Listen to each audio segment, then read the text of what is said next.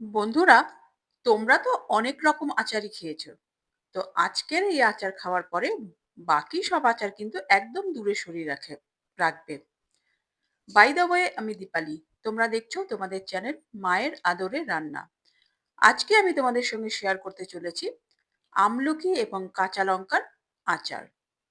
তাহলে চলো, কথা না পারি সরাসরি রেসিপিতে চলে এসেছি। তো এর জন্য আমি নিয়ে নিয়েছি 500 গ্রাম কাঁচা আমলকি। দেখতেই পাচ্ছ, আমলকিগুলো আমি ভালো করে জল দিয়ে ধুয়ে মুছে একদম পরিষ্কার করে রেখেছি। আর নিয়েছি 250 গ্রাম কাঁচা লঙ্কা।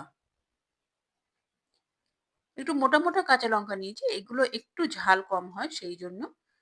তোমরা যদি বেশি ঝাল পছন্দ করো তাহলে বেশি ঝাল, যে একটু সরু সরু লম্বা লম্বা লঙ্কা পাওয়া যায়, তোমরা সেটাকে ব্যবহার করতে পারো। তো দেখো, এর মধ্যে কড়াতে আমি জল কিছুটা গরম করে নিয়েছি, তাতে আমি আমলকিটা দিয়ে দিচ্ছি। আমলকিটা মিডল ফ্লেমে আমি 5 মিনিট, সরি 10 মিনিট আমি ঢেকে রেখে দেবো, যেন আমলকিটা সেদ্ধ হয়ে যায়। তো আমলকিটা সেদ্ধ হতে থাকুক, আমি ততক্ষণে কাঁচা লঙ্কাটা কাঁচির সাহায্যে এরকম ভাবে কেটে নিচ্ছি। তোমরা চাইলে ছুরির সাহায্যেও করতে পারো। তো সেক্ষেত্রে যাদের হাত সেনসিটিভ, হাত জলে লঙ্কা লাগলে, তারা তোমরা হাতে গ্লাভস পরে নিতে পারো। আমার কিন্তু সব লঙ্কাগুলো কাটা হয়ে গেছে। তোমরা তোমাদের পছন্দ মতো সাইজে কাটতেই পারো। তো আমি গ্যাসে কড়া বসিয়ে এর মধ্যে দিয়ে দিলাম 2 চামচ মৌরি, 1 চামচ মেথি, 1 চামচ গোটা জিরে, 1 চামচ ধনে, 2 চামচ রাই সর্ষে মানে হলুদ সর্ষে, এবং 1 চামচ কালো সর্ষে দিয়ে ভালো করে আমি ভেজে নিলাম শুকনো খোলায়। খুব বেশি কিন্তু ভাজবো না, যেন স্যাঁতসেঁতে ভাবটা চলে যায়। সেই স্টেজে কিন্তু আমাদের নামিয়ে নিতে হবে। দেখো, এর মধ্যে কিন্তু আমাদের আমলকিটা 10 মিনিট হয়ে গেছে। দেখতেই পাচ্ছ আমলকির কোয়াগুলো কিন্তু আলগা হয়ে গেছে এর মধ্যে। তো এবার আমি এগুলো তুলে নেব। একটা ঝাঁঝরির মধ্যে তুলে নিচ্ছি, যেন জলগুলো ঝরে যায়।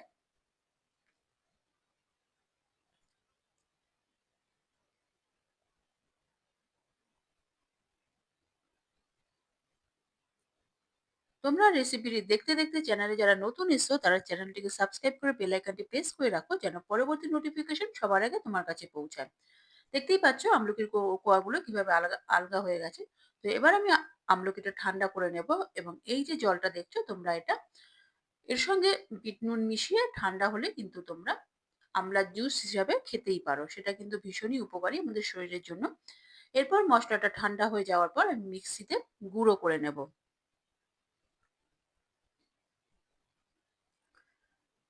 এর মধ্যে দিয়ে দিচ্ছি স্বাদ মতো নুন। আমি 3 চামচ দিলাম সাদা নুন, এবং 2 চামচ দিলাম আমি বিট নুন, 2 চামচ হলুদ, 1 চামচ কাশ্মীরি লঙ্কার গুঁড়ো, এবং হাফ চামচ হিং। হিং দিলে কিন্তু আচারের টেস্টটা একদমই বদলে যাবে। দেখো, এইভাবে আমি গুঁড়ো করে নিয়েছি, একদম ফাইন না, একটু দানাদার আছে, একটু দানাদার আছে মশলাটা, দেখতেই পাচ্ছ। তো এইরকম আমি মশলাগুলো গুঁড়ো করে নিয়েছি। তো এবার এর মধ্যে দেখো আমাদের আমলকিগুলো ঠান্ডা হয়ে গেছে। এবার আমি কোয়াগুলো ছাড়িয়ে নিচ্ছি। এইভাবে হালকা প্রেস করলেই কিন্তু আমলকির কোয়াগুলো ছাড়ানো যাবে খুব সহজেই। আমলকির বীজটা বাদ দিয়ে দেওয়া যাবে। তোমরা যদি রেসিপিটি ফেসবুক পেজ থেকে দেখে থাকো, তাহলে পেজটিকে অবশ্যই ফলো করে রাখার অনুরোধ থাকলো। আমি কিন্তু এভাবে সমস্ত আমলকির বীজগুলোকে ছাড়িয়ে নেব। তোমরা কিন্তু রেসিপিটি অবশ্যই ট্রাই করবে। শীতকালে প্রচুর আমলকি পাওয়া যায়। আমলকি তো ভিটামিন সির খাজানা বলা হয়ে থাকে। তো প্রতিদিন ডায়েটে যদি আমলকি এইভাবে আমরা রাখতে পারি, তাহলে কিন্তু ওভারঅল আমরা ভালো থাকবো সবাই। দেখো, আমাদের অলমোস্ট সব আমলকির বীজটাই ছাড়ানো হয়ে গেল। দেখো, এর মধ্যে কিন্তু আমি কিছুটা সর্ষের তেল, 250 ml সর্ষের তেল গরম করে নিয়েছি। একদম ধোঁয়াদার গরম, যেন সর্ষের তেলে কাঁচা গন্ধ না থাকে। এবার তেলটাকে আমি ঠান্ডা করতে দিয়ে দিলাম। তো দেখো, আমলকি তো আরেকটু ছাড়ানো বাকি আছে আমলকির বীজ, তো সেটাকে আমি ছাড়িয়ে নিচ্ছি। আমাদের সমস্ত আমলকিগুলো ছাড়ানো হয়ে গেল। এবার এই আমলকির মধ্যে আমি কাঁচা লঙ্কাগুলো দিয়ে দিচ্ছি।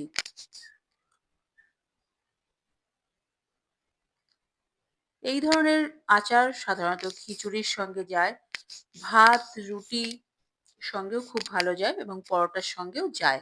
তোমরা অবশ্যই ট্রাই করবে। দেখো আমি যে মসলাটা গুঁড়ো করে রেখেছিলাম তার থেকে কিছুটা আমি মসলা আমলকি এবং কাঁচা লঙ্কার মধ্যে দিয়ে দিলাম এবং দিয়ে ভালো করে আমলকি এবং কাঁচা লঙ্কার সঙ্গে মিশিয়ে দিচ্ছি।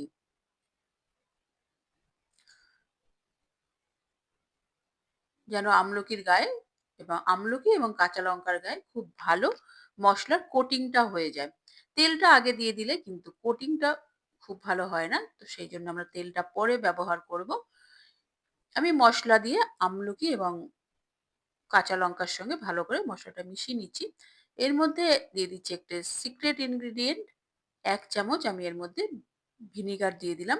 এটা প্রিজারভেটিভ এর কাজ করবে এবং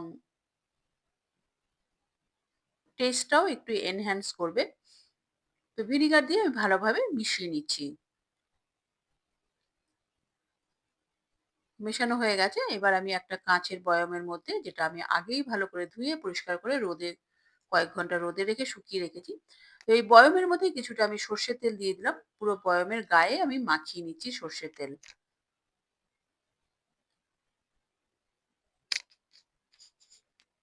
তো এবার যে আমলকিটা আমি মসলা মাখিয়ে রেখেছি, তো সেখানে আমি যে তেলটা আমি গরম করে রেখেছি সেই তেলের কিছুটা দিয়ে আমলকির সঙ্গে মিশিয়ে নিচ্ছি।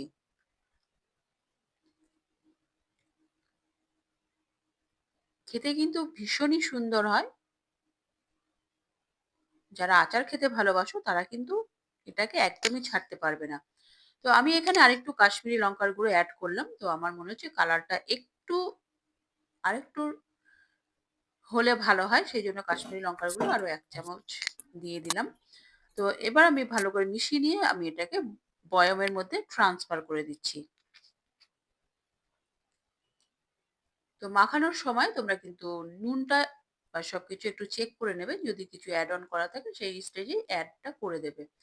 তো বয়ামে দেওয়ার পরে আমি এর মধ্যে অনেকটা সর্ষের তেল দিয়ে দিলাম এবং দিয়ে আমি ঢাকনাটা বন্ধ করে দিলাম। তবে আচার সবসময় চেষ্টা করবে কাঁচের বয়ামে রাখা। যদি একান্তই না পাওয়া যায় তাহলে প্লাস্টিকের বোতলে রাখতে পারো। তবে আমি সাজেস্ট করব কাঁচের বয়ামে রাখার। নাহলে কেমিক্যাল রিঅ্যাকশন হতে পারে। আর সাবধানতা হলো যখনই আচার বার করবে তখনই চামচটা খুব যেন পরিষ্কার থাকে এবং শুকনো থাকে, একটুও যেন জল না থাকে এবং হাত দিয়ে কখনোই ব্যবহার করবে না। নমস্কার, ধন্যবাদ।